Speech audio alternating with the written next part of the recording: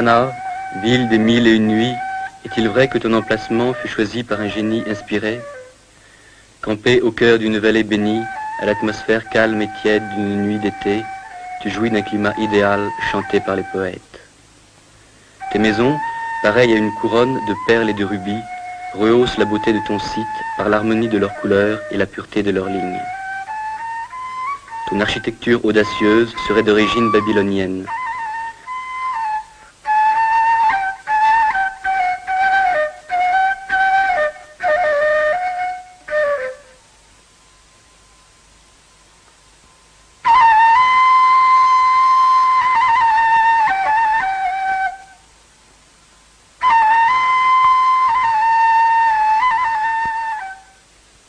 Elle reflète pourtant l'influence de l'islam par ce décor géométrique auquel sont intégrées souvent des sentences religieuses, telle cette frise épigraphique qui invoque le nom d'Allah.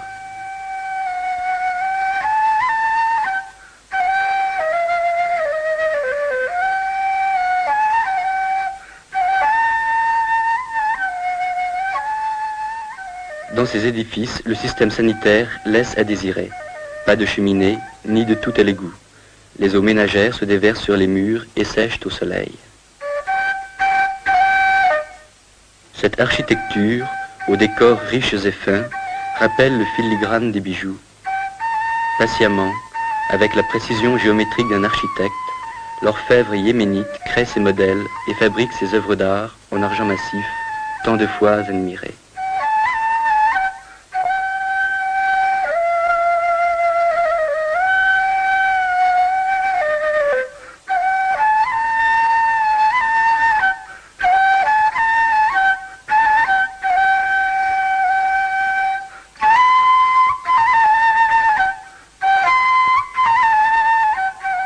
Sanaa surprend par la variété de ses minarets.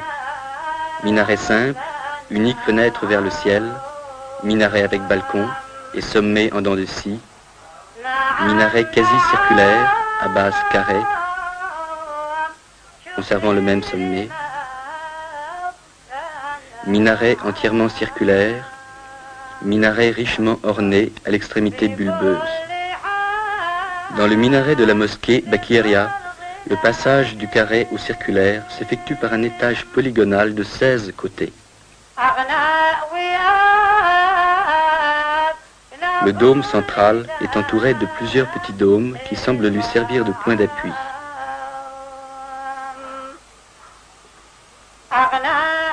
Le portique à arcade est rehaussé d'un décor floral.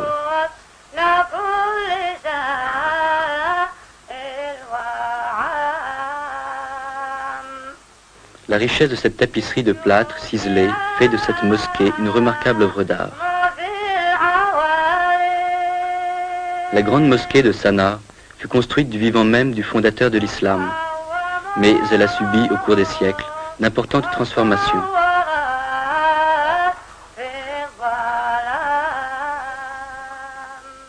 Dans la cour, un petit édifice rappelle la Kaaba de la Mecque.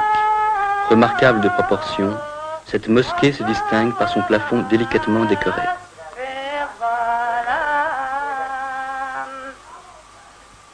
Richement orné, le mihrab évoque l'art musulman d'Espagne. Témoin d'un passé artistique à peine exhumé, ces colonnes, 2 fois millénaires, proviendraient d'un ancien château himyarite, le célèbre palais de Gundam. Le passé de cette magnifique cité orientale se perd dans la nuit des temps. Mais, dès le VIe siècle, elle était déjà considérée comme la première ville du Yémen.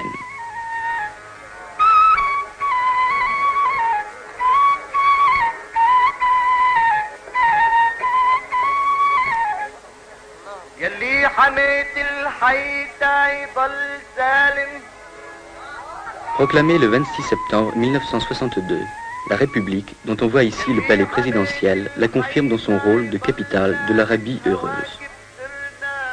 À l'occasion de la fête de la rupture du jeûne, une réception est organisée au palais du gouvernement. Son Excellence Al-Eriani se prête aimablement aux servitudes de la célébrité. Les notables viennent lui présenter leurs hommages, ainsi que le président de la Chambre.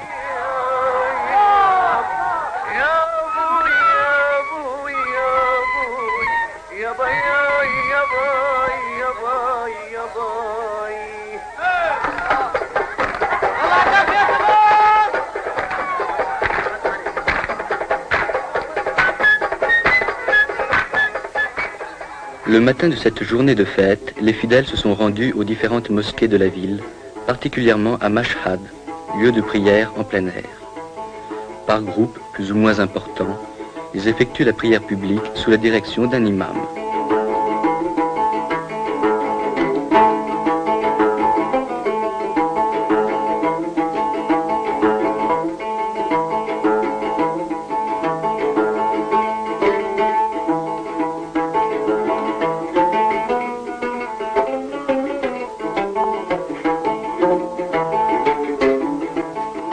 Pour cet ultime voyage, une déambulation dans la partie moderne de la ville est de rigueur.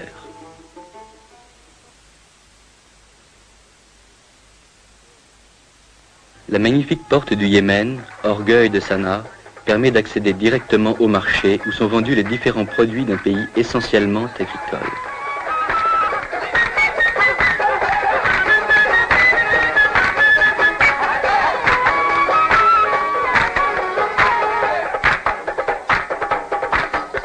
Toujours dissimulée au regard, la femme est parfois drapée de noir, mais le voile traditionnel aux couleurs vives satisfait davantage la coquetterie féminine.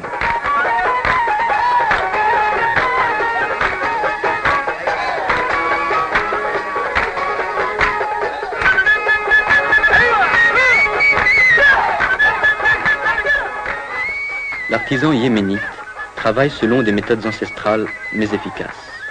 Ces plats sont taillés d'une seule pièce dans la pierre tendre.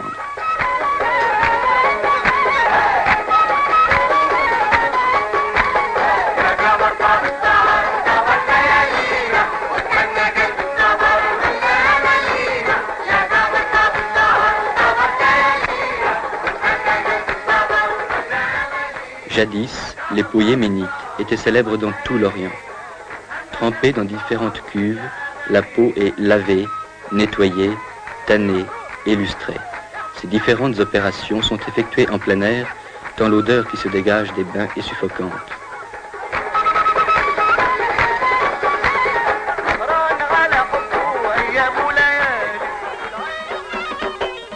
À l'occasion d'un mariage, jeunes et vieux exécutent les pas du Bara, la danse nationale yéménite.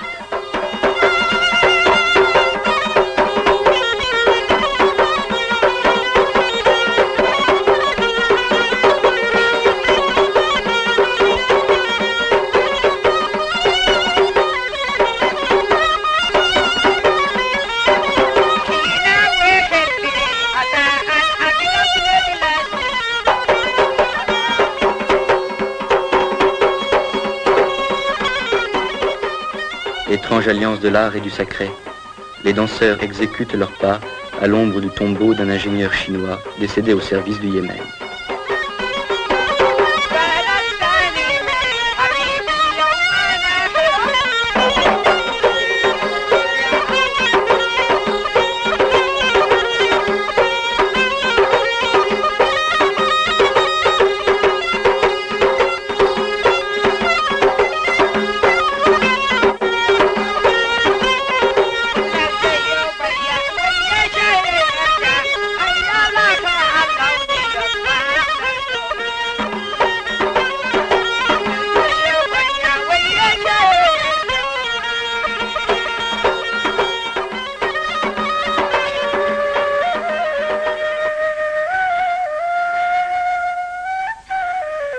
Nous quittons Sanaa pour Wadi Dar, célèbre par son château, construit sur un énorme socle rocheux, et nous poursuivons notre route vers Amran.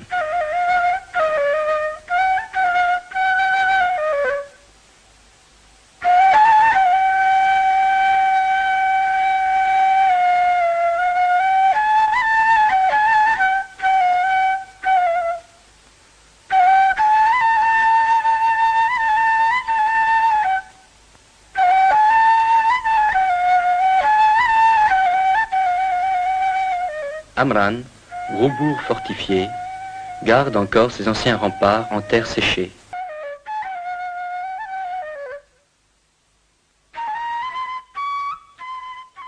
Son petit marché, ses terrasses sans prétention, dénotent la petite ville de province. Fidèles aux traditions, ses habitants organisent en notre honneur un véritable festival de danse folklorique.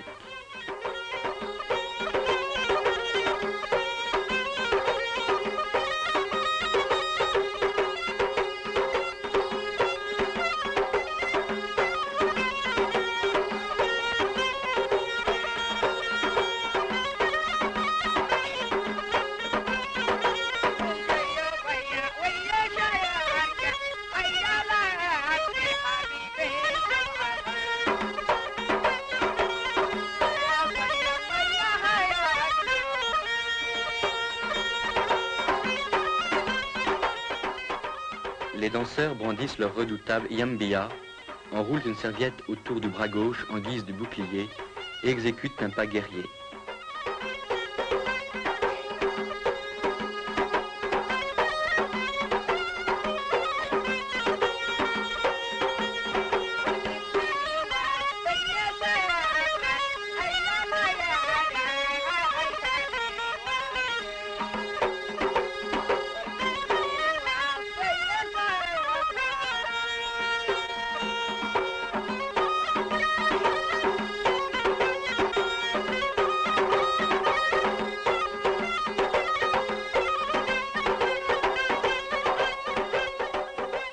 Et voici le moment crucial de la compétition.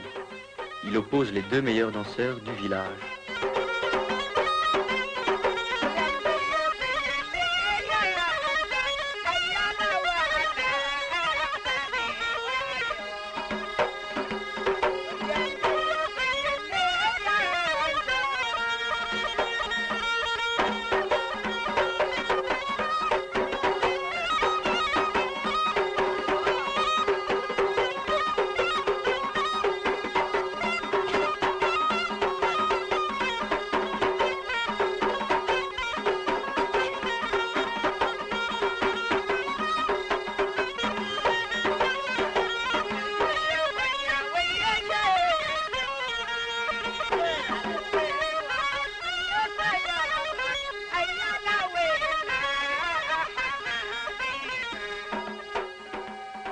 De Amran, nous nous dirigeons vers Kamr, centre vital de la célèbre confédération des Hachides. Admirons en passant cet ingénieux système de puisage où l'homme incite la bête au travail par le geste et par le chant.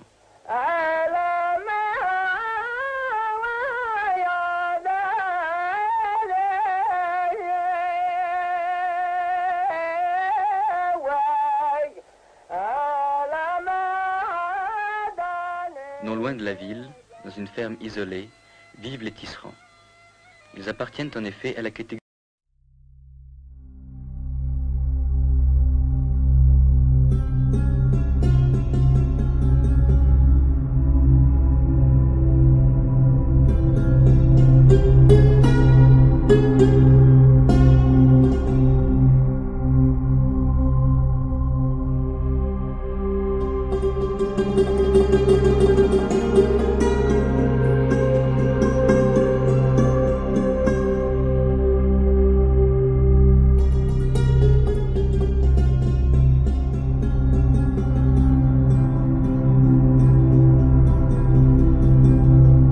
Surpris par la fertilité du sol.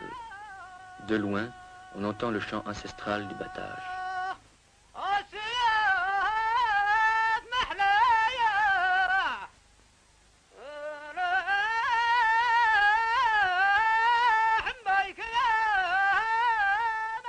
Dans cette société paysanne, la femme travaille autant que l'homme, sinon plus que lui.